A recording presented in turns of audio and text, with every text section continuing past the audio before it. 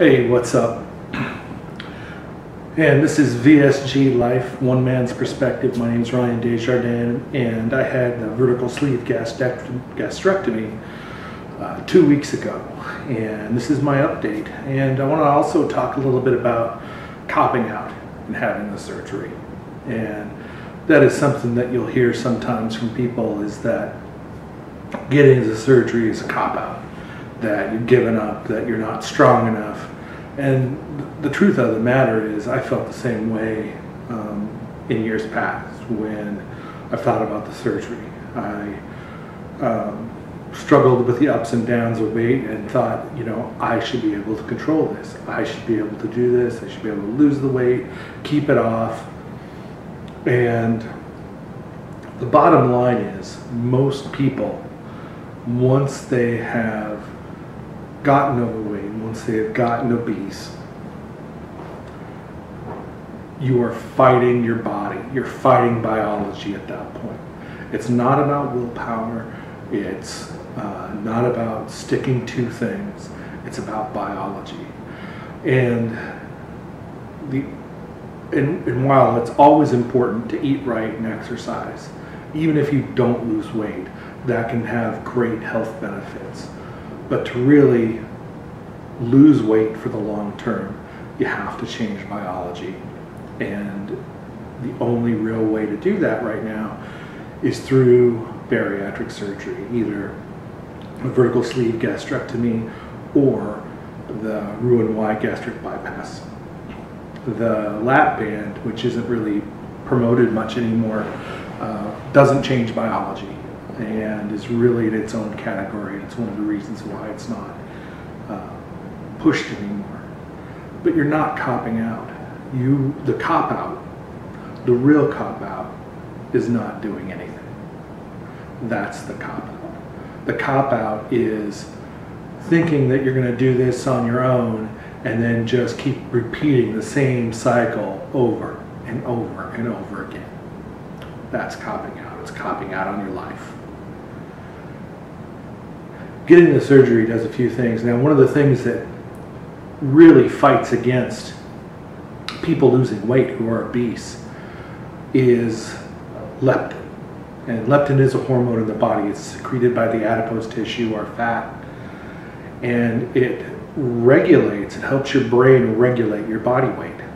Now, when you start to lose weight, the leptin signals your brain and says, hey, you're losing weight, you're hungry now, because your body actively tries to defend its current weight. And for most people, over the course of a year, your body is very, very efficient in defending its weight within a few categories, a few calories. You really can't voluntarily be that accurate, but your body is. And obviously, if you eat more and more and more constantly over time, that does add up, and it's usually not just a year's worth of weight gain or 2 years worth of weight gain, it's multiple years worth of weight gain. And then generally people, not everyone, but generally people will plateau out at a certain level, and your body will defend that level from now on. And when the leptin goes up, when the leptin goes down, if you're trying to lose weight, leptin goes down. Not only does that signal your brain that you're hungry, it also tells your body and your brain that, hey, we have to slow things down. Don't burn as much. We need to conserve energy and conserve calories, conserve fat. So it's like a double whammy, right? You're losing weight, you're trying to burn off the fat. Fat is decreasing the amount of leptin in your body. That's telling your brain that you're hungry and you better go find some food. And this isn't, it's not a willpower thing that you can overcome for the long term.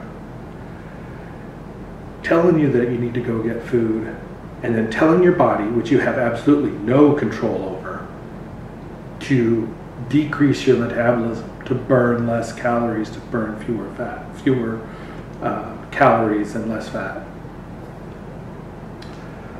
There's also other hormones in your body that trigger when you feel satiated, and in your intestines, when those nutrients flow through there, they signal to your brain when you feel satisfied. There's also a hormone in your stomach called ghrelin that also signals hunger in the body. And we like to think that we're in control of a lot of these functions, and sometimes we can override these functions, right?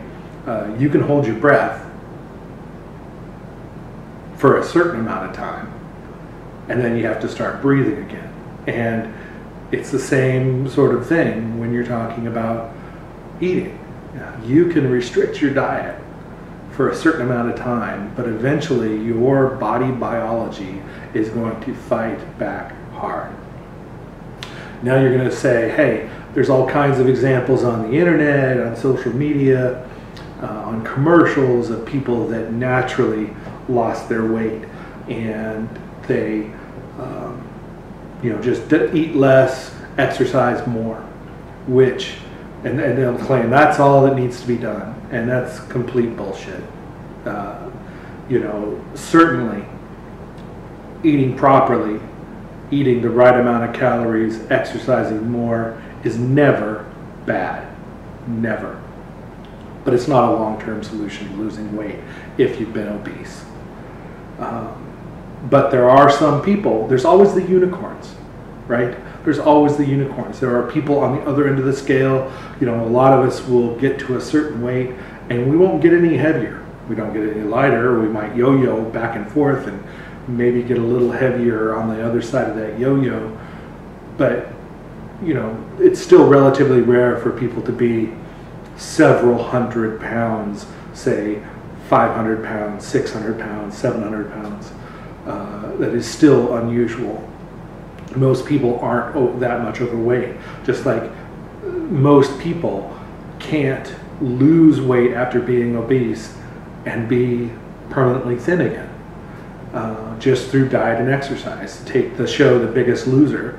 If you're familiar with that show, you can look it up. But almost all of the contestants on that show regained their weight, either some or all or more than what they originally weighed. There are a few that maintained it. Those are the unicorns, and not everyone has that biology to be able to do that. They're the lucky ones. Just like the people that we hate the most, my brother-in-law, for example, and my oldest brother, who can eat 4 turkeys, 5 bowls of stuffing, and 3 pizzas in one night and not put an ounce of meat on their frame. I hate them. I don't really hate them, but I hate them. But the point is, surgery isn't a cop-out. Yes, I should have made a decision a long time ago, before I got obese, to be more active, to make better food choices. And I didn't. There's nothing I can do to go back and change that. But I can change the now, and the only way to change the now is through a change in my biology, in changing those signals. And that is the real success of surgery. It's not just the smaller stomach. It's not just about calorie restriction. So if you restrict calories right now, if I ask you, if you haven't had the surgery, if I ask you to go eat 1,000 calories a day, are you going to be hungry? Probably. You're probably going to get more hungry.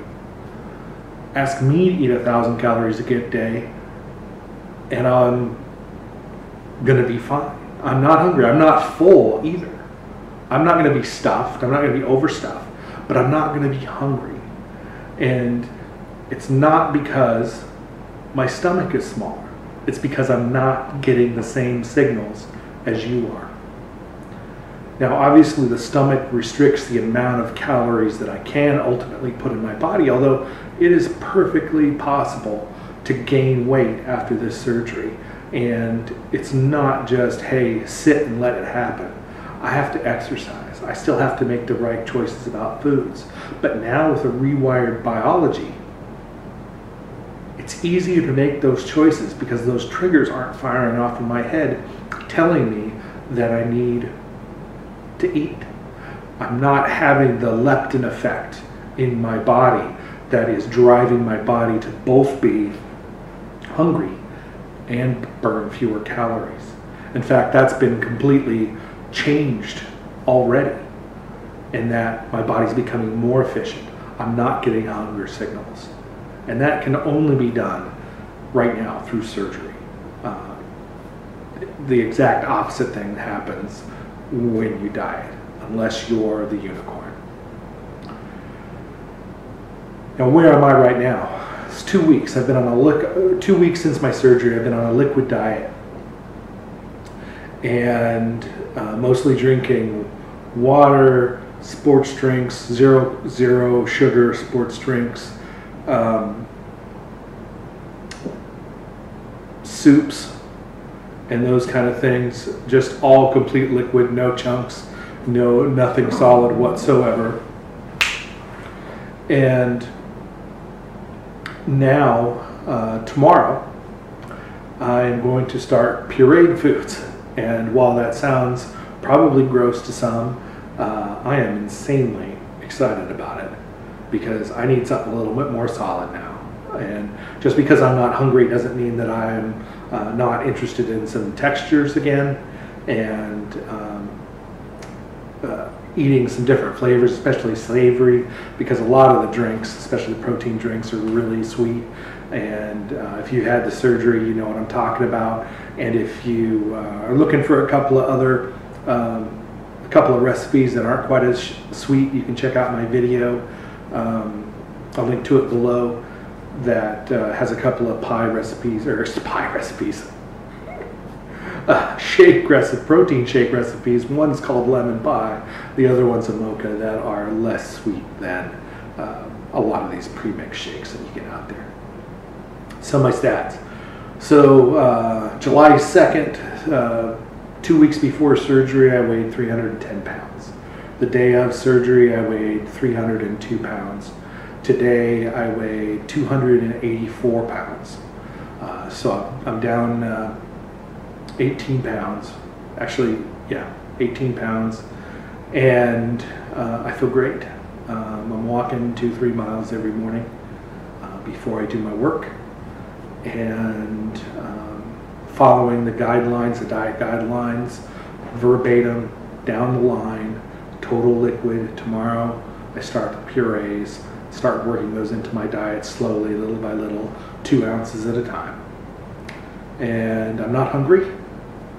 Every now and then I'm like, oh, it's time to eat again, but it's not the same. It is completely different. I am off of, when I started, at the beginning of July, I was on 4 blood pressure medications and 2 diabetes medications. And I'm now on, I've completely gotten rid of the diabetes medications. My blood glucose ranges from 70 to 75 all day long, every day now.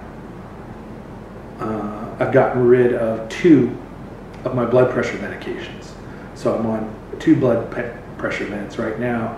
And today my blood pressure was coming in at 117/59. So it's possible that I'm going to lose a 3rd blood pressure medication really soon, because it's starting to get low again.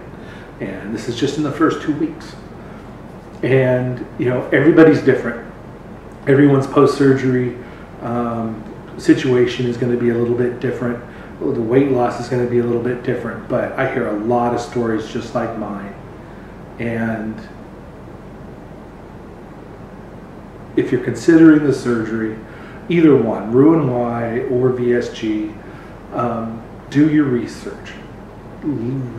Go on YouTube, like these channels. There's other great channels out there of people who've had success.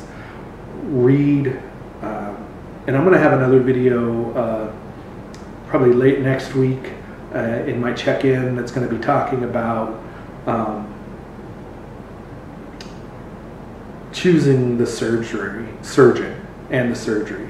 And I'm not going to recommend one thing over the other. I think both surgeries change biology, but I do want to give some tips on how to make the decision and how to choose what surgery clinic to use, just the things that went through my thought processes and what you might consider as well.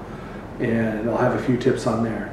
Also, if you haven't subscribed yet, please subscribe. That means a lot to me to subscribe. Also, leave comments down below. I really want to hear from people. I want questions. I want to be able to help people that are overweight like me, that are looking for a way to lose weight, whether that's through surgery or just motivation to eat right and exercise.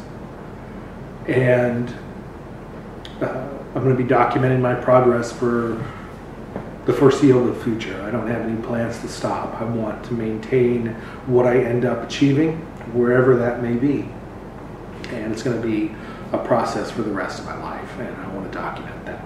And that's all for now. Thanks for watching. Again, please subscribe and comment if you have some thoughts or questions, and we'll see you next time.